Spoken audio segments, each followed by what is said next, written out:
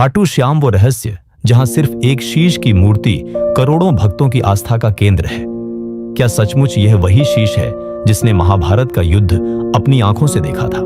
क्या आपने कभी सोचा है कि राजस्थान की तपती रेत पर बसा एक छोटा सा गांव खाटू दुनिया भर के करोड़ों श्रद्धालुओं की आस्था का केंद्र कैसे बन गया? आखिर ऐसा क्या रहस्य है इस स्थान में कि लोग हजारों किलोमीटर दूर से सिर्फ एक झलक के लिए आते हैं, वो भी तब जब यहाँ की मूर्ति सिर्फ एक शीश है जिसमें ना शरीर है ना अंग प्रत्यंग, लेकिन फिर भी भक्त इसे जीवित देवता मानकर नतमस्तक हो जाते हैं। कहते हैं कि ये वही शीश है जिसने महाभारत का युद्ध अपने दिव्य नेत्रों से देखा था। ये वही शीश है जिसने युद्ध भूमि की हर धड़कन, हर संहार, हर नीति अनीति को देखा और फिर भी निष्पक्ष बना रहा। दोस्तों, क्या आपको लगता है कि सचमुच यह वही शीश है जिसने महाभारत का युद्ध देखा था?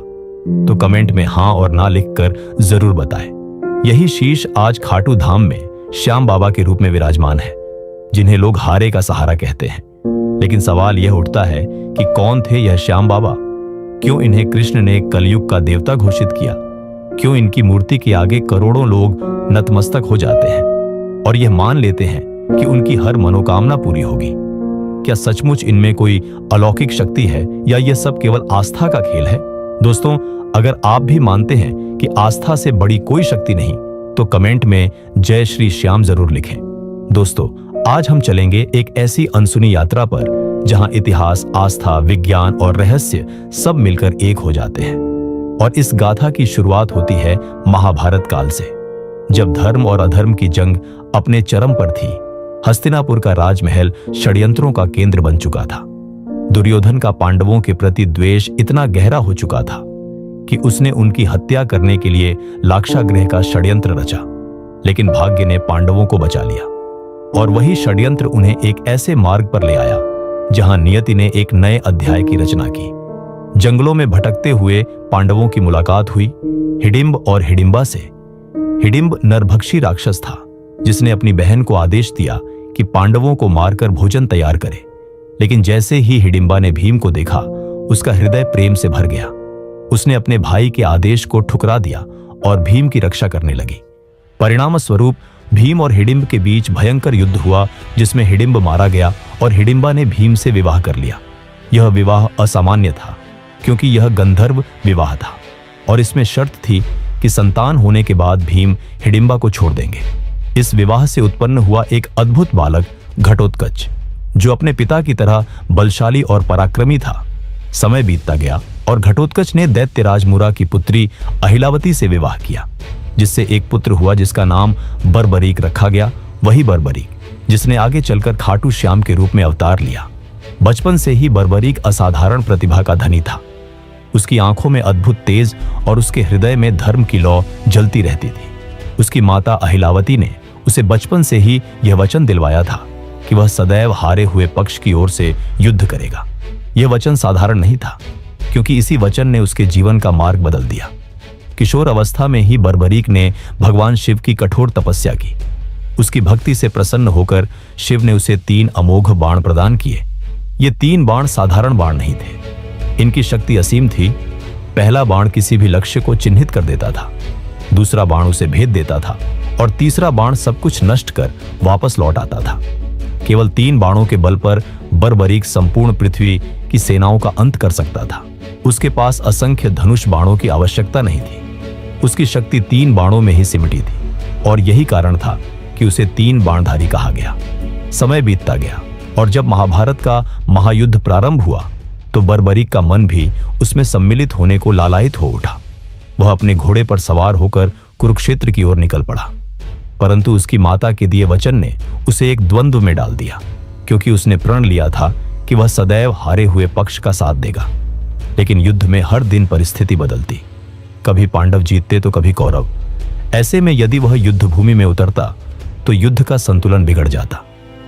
अगर आपको यह कथा रोचक लग रही है तो लाइक बटन दबाना मत भूलिए, ताकि हमें पता चले कि आप बाबा श्याम की ओर कहानियां सुनना चाहते हैं। उसी समय भगवान श्री कृष्ण ने उसका मार्ग रोका। वे एक ब्राह्मण के वेश में आए और उससे उसका उद्देश्य पूछा।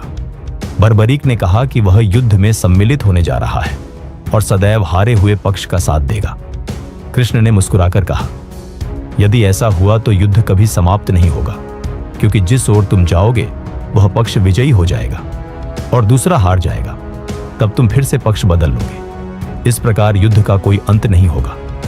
तब कृष्ण ने उसकी शक्ति की परीक्षा लेने के लिए एक वृक्ष की ओर संकेत किया और कहा कि यदि तुम इतने पराक्रमी हो तो इस वृक्ष के सारे पत्तों को एक ही बाण से भेद कर दिखाओ। बर्बरीक ने ध्यान लगाकर बाण छोड़ा और वह बाण वृक्ष के प्रत्येक पत्ते को छेदता हुआ निकल गया, लेकिन कृष्ण ने अपने चरणों तले एक पत्ता छिपा लिया। बाण ने उसे भी ढूंढ लिया और वहीं रुक गया। तब बर्बरीक ने विनम्रता से कहा, हे ब्राह्मण, कृपया अपना चरण हटा लें, वरना यह बाण आपको भी घायल कर देगा। कृष्ण मुस्कुराए और समझ गए कि यह बालक असाधारण है। दोस्तों, आगे जो आप सुनने वाले हैं वह आपको अंदर तक हिला देगा, लेकिन उससे पहले सोचिए, अगर आपके सामने कृष्ण खुद ब्राह्मण रूप में आते और आपसे आपका शीश मांग लेते तो क्या आप वह दान दे पाते? भगवान श्री कृष्ण ने दान में बर्बरीक से उसका शीश मांग लिया। बर्बरीक क्षण भर को चुप रहा, परंतु उसने तुरंत स्वीकार कर लिया। उसने केवल इतना कहा कि हे प्रभु, अपने वास्तविक रूप में प्रकट हो जाइए, क्योंकि ऐसा दान कोई सामान्य व्यक्ति नहीं मांग सकता। तब श्री कृष्ण ने अपना विराट रूप प्रकट किया और कहा, हे वीर, तुम्हारा यह बलिदान व्यर्थ नहीं जाएगा। भगवान श्री कृष्ण ने बर्बरीक को आशीर्वाद दिया कि कलयुग में लोग तुम्हें हारे का सहारा कहकर पुकारेंगे। वे तुम्हारी मूर्ति की पूजा करेंगे। तुम्हारा शीश कलयुग में भगवान श्याम के रूप में पूजित होगा, और जब धर्म संकट में पड़ेगा तब तुम घोड़े पर सवार होकर युद्ध भूमि में अवतरित होंगे। कृष्ण ने उसका शीश युद्ध भूमि पर एक ऊंची पहाड़ी पर स्थापित किया और अमृत से स्नान कराकर उसे यह वरदान दिया कि वह पूरे महाभारत युद्ध को देखे और निष्पक्ष साक्षी बने। बर्बरीक का शीश मुस्कुराता रहा और उसने पूरे युद्ध का साक्षात्कार किया। यही शीश आगे चलकर राजस्थान की पवित्र भूमि खाटू में पूजित हुआ। कहते हैं, जब समय बीता तो इस सिर को धरती के गर्भ में दबा दिया गया, परंतु नियति को कुछ और ही स्वीकार्य था। सदियों बाद खाटू गांव की भूमि में चरती एक गाय अचानक एक स्थान पर रुक गई और बिना कारण उसके थनों से दूध बहने लगा। ग्रामीण चौंक गए और उस स्थान की खुदाई की तो वहां से वही दिव्य शीश प्रकट हुआ जो तेजस्वी और अलौकिक था। गांव में उत्साह फैल गया और लोग इसे अपने घर ले गए।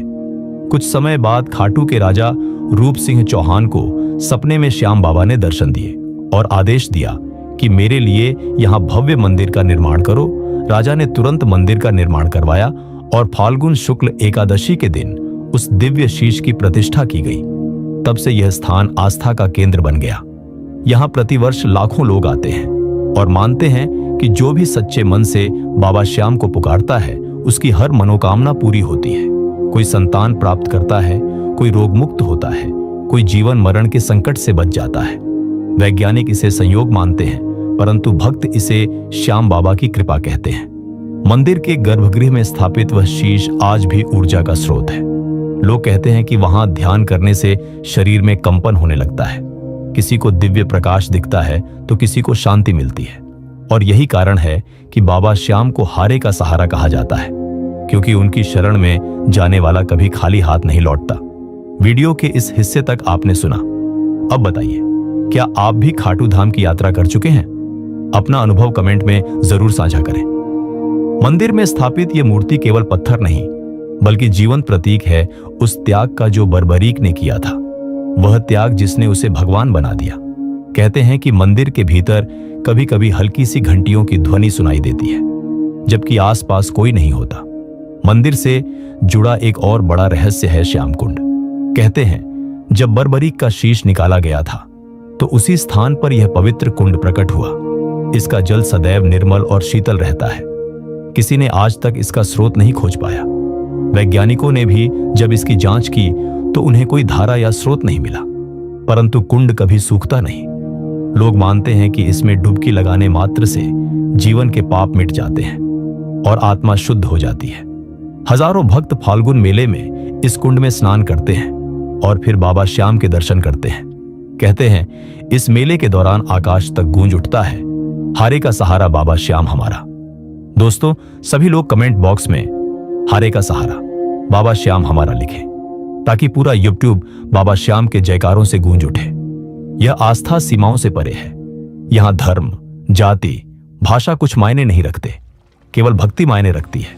भक्त मानते हैं कि जो भी बाबा श्याम से सच्चे मन से कुछ मांगता है उसकी मनोकामना अवश्य पूरी होती है। यही कारण है कि यहाँ निशान यात्रा की परंपरा है। श्रद्धालु दूर दूर से पैदल चलते हुए हाथ में निशान लेकर आते हैं और मंदिर में चढ़ाते हैं। कहते हैं जब निशान चढ़ाया जाता है तो वह मनोकामना शीघ्र पूरी होती है। कई लोग अपने अनुभव बताते हैं कि उन्होंने बाबा से संतान सुख मांगा और निशान चढ़ाया तो उन्हें संतान प्राप्त हुई। किसी ने नौकरी मांगी और शीघ्र नौकरी मिल गई। किसी ने असाध्य रोग से मुक्ति मांगी और चमत्कारिक रूप से स्वस्थ हो गया। क्या यह संयोग है या वाकई बाबा श्याम की कृपा? इसका जवाब विज्ञान के पास नहीं, पर भक्तों के दिल में इसका उत्तर स्पष्ट है कि यह सब श्याम बाबा के आशीर्वाद से ही संभव है। यही नहीं, मंदिर से कुछ दूरी पर स्थित है गौरी शंकर मंदिर और गोपीनाथ मंदिर। इन दोनों स्थलों की अपनी अद्भुत कथाएं हैं। कहते हैं जब मुगल सम्राट औरंगजेब ने इस धाम पर हमला करने की कोशिश की और सैनिकों ने शिवलिंग पर प्रहार किया तो वहां से रक्त की धारा निकल पड़ी। सैनिक भयभीत हो गए और सेना पीछे हट गई। आज भी उस शिवलिंग पर चोट के निशान स्पष्ट देखे जा सकते हैं। यह केवल इतिहास नहीं बल्कि जीवंत प्रमाण है कि यह स्थान साधारण नहीं बल्कि दिव्य ऊर्जा से भरा हुआ है। यही कारण है कि कोई भी आक्रमणकारी इस स्थान को नष्ट नहीं कर पाया। समय बीतता गया और यह मंदिर और भी भव्य होता चला गया। 17वीं शताब्दी में मारवाड़ रियासत के दीवान अभय सिंह ने इसका जीर्णोद्धार करवाया और संगमरमर की नक्काशी, सोने चांदी के द्वार और दुर्लभ पत्थरों से मंदिर की सजावट करवाई। मंदिर के शिखर पर लहराता ध्वज उस वचन का प्रतीक है जो बर्बरीक ने कृष्ण को दिया था कि वह सदैव हारे हुए का साथ देगा। यही कारण है कि लोग उन्हें हारे का सहारा कहते हैं। एक और मान्यता है कि कलयुग के अंत में जब अधर्म चरम सीमा पर होगा तब बाबा श्याम घोड़े पर सवार होकर प्रकट होंगे और धर्म की स्थापना करेंगे। क्या यह केवल एक प्रतीकात्मक विश्वास है या किसी आने वाले महायुद्ध का संकेत? इसका उत्तर किसी के पास नहीं, पर भक्त मानते हैं कि वह दिन अवश्य आएगा जब बाबा अपने भक्तों की रक्षा के लिए प्रकट होंगे। यहाँ की यात्रा कोई सामान्य यात्रा नहीं होती बल्कि आत्मा को झकझोर देने वाला अनुभव होता है। मान लीजिए आप अपने घर से बाबा श्याम के दर्शन करने के लिए निकलते हैं तो रास्ते भर एक अजीब सी खिंचाव महसूस होता है, मानो कोई अदृश्य शक्ति आपको अपनी ओर खींच रही हो। लोग कहते हैं कि बाबा बुलाते हैं तभी कोई यहाँ पहुंचता है। जयपुर से लगभग 80 किलोमीटर दूर स्थित खाटू धाम पहुंचते ही वातावरण बदल जाता है। स्टेशन पर उतरते ही हर तरफ श्याम बाबा के जयकारे गूंजते हैं। लोग गुलाल से सराबोर, हाथों में निशान लिए, भजनों की धुन पर नाचते गाते मंदिर की ओर बढ़ते हैं। इस यात्रा में अजनबी भी अपने लगते हैं। यहाँ केवल दर्शन नहीं बल्कि एक भावनात्मक परिवार मिलता है। जैसे ही आप मंदिर परिसर में पहुंचते हैं और कतार में खड़े होकर आगे बढ़ते हैं तो भीतर से एक अलग ही ऊर्जा प्रवाहित होती है। कतारें लंबी होती हैं पर कोई थकता नहीं। हर कोई अपने दिल की गहराइयों से बस बाबा श्याम को ही पुकारता है। जब कोई भक्त खाटू धाम की यात्रा करता है तो उसके लिए यह सिर्फ एक मंदिर की ओर जाना नहीं होता बल्कि यह आत्मा की उस पुकार का उत्तर होता है जिसे श्याम बाबा ने सुना होता है। कहते हैं कि बाबा श्याम अपने भक्तों को स्वयं बुलाते हैं। जब उनकी कृपा होती है तभी कोई यहाँ पहुंच पाता है। यह स्थान केवल आस्था का केंद्र नहीं बल्कि एक जीवित अनुभव है जिसे जिसने एक बार महसूस कर लिया वह खींचा चला आता। दोस्तों, आपके अनुसार खाटू श्याम जी की सबसे बड़ी विशेषता क्या है? त्याग, आस्था या चमत्कार? कमेंट में अपना जवाब दीजिए। दोस्तों, खाटू श्याम की यह दिव्य गाथा हमें सिखाती है कि आस्था और विश्वास से बड़ी कोई ताकत नहीं। अगर यह कथा आपके हृदय को छू गई हो तो चैनल को सब्सक्राइब जरूर करें ताकि बाबा श्याम की और भी अद्भुत कथाएं और रहस्य आप तक पहुंचते रहें। और कमेंट बॉक्स में पूरे विश्वास से लिखना मत भूलिए, हारे का सहारा, बाबा श्याम हमारा। क्योंकि जब नाम गूंजता है तो बाबा की कृपा भी बरसती है। मिलते हैं एक नए वीडियो में एक नए रहस्य और नई गाथा के साथ।